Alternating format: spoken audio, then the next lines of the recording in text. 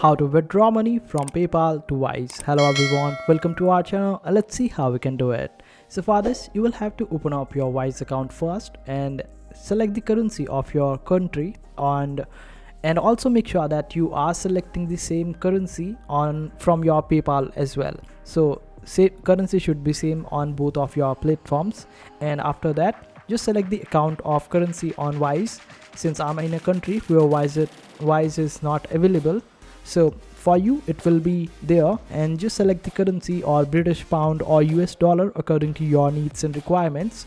And after selecting that, you will be getting the account details for that particular currency. And after that, just simply open up your PayPal, and on PayPal just click on this option of add cards or bank account, and after that wait for a while. After that, click on this option of link a debit card or credit card.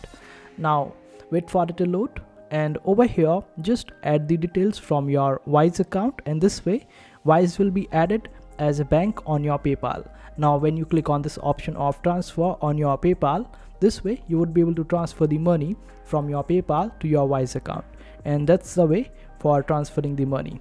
I hope this video was helpful. Make sure to hit that like button and also subscribe to our channel for more helpful videos.